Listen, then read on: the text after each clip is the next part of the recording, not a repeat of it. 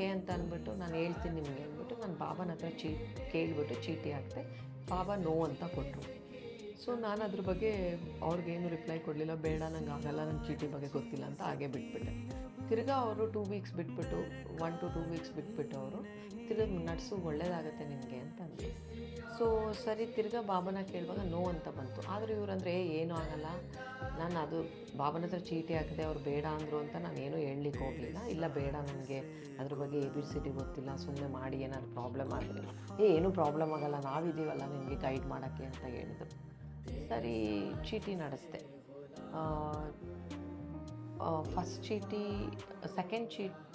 ಆಯಿತು. ಸೆಕೆಂಡ್ ಚೀಟಿ ನಾವು ಯಾರು ನಡೆಸ್ತಾರೆ ಅವ್ರಿಗೆ ಕೊಡ್ತಾರೆ ಅಂತ ತಗೋಬೋದು ಅಂತ ಇತ್ತು.